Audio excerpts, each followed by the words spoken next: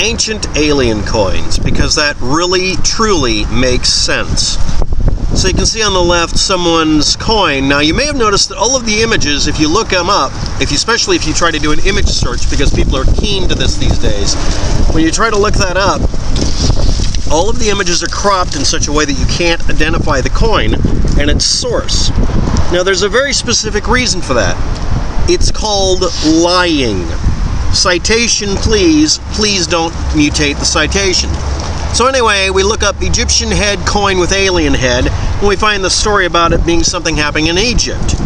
Except the coin doesn't match Egypt. And some of you already know what this is because you're old enough to know what a hobo nickel is. By the way, when you look up ancient alien coin head, you find this image here.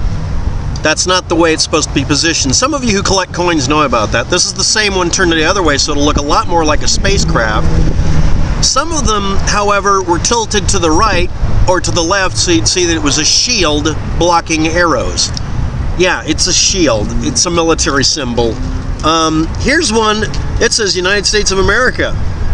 And here's another one. It's the same thing. Yeah, alien UFO sightings. For some reason, this got some traction. Here's another one with a shield.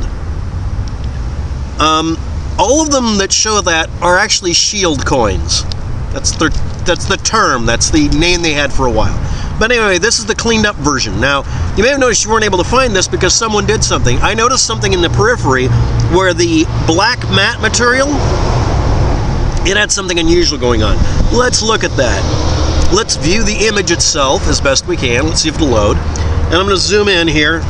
And you'll notice, if you look at the edge here, it's jagged. That's JPEG compression. What that means is that wasn't really part of the image that was considered good. Let's look at it modified, or more accurately, not modified. That's what the coin originally looked like. You may have noticed it doesn't look all shiny and pretty, and you may have also noticed actual detail. There's an uneven wear pattern, and these look like pitting. Why would it be pitted and this sort of patina? This is someone's artwork. Extraterrestrial nickels. There's 1929, really convincing. That's a hobo nickel, another hobo nickel. This is one of the most common things to do with a nickel if you're doing hobo nickels. Hobo fracking nickels. The reason is the metal is reasonably soft. Maybe it's the screen. Then we get here again, that's Zorlak. Then we get a pin-headed one. Then we get this one that's more skeletal. Then we get freaking E.T. because, you know, the movie was predictive programming from 1936. So yeah, and again, the reason I found it is I sat there and meddled with it until I darkened it enough that I got rid of the jaggies, and I found the original one here. So obviously I'm going to include the original image right here. This is the actual coin made that way. You may have noticed that it has a mix of characters on it. It's also not the proper formatting for it. But anyway, besides that, strange UFO coins from Beyond Beyond. And someone said, well, it looks like a UFO. And then on his own page, because this guy in the livingmoon.com page actually had to admit that that's a shield symbol. Because someone found the coin itself, and from that was able to look up 1656 or whatever and find out this information. These are called jetons. They're not actually coins. They're the equivalent to Monopoly money. These were done like you would do a toy coin. They were done for all sorts of purposes, like having mnemonic devices on them, or sometimes they'd have artwork on them. But those are the shields they're imitating. The shields would have a pin in the middle that you could stab your opponent with.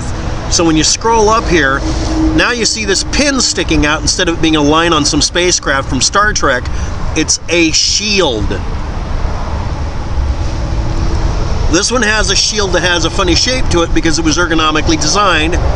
Because it was an ergonomically designed shield. It was supposed to cover your arm. I've held that shield in my hand. That made me put it back on the stand, and I had to wear a glove. But I went to a museum once and saw one.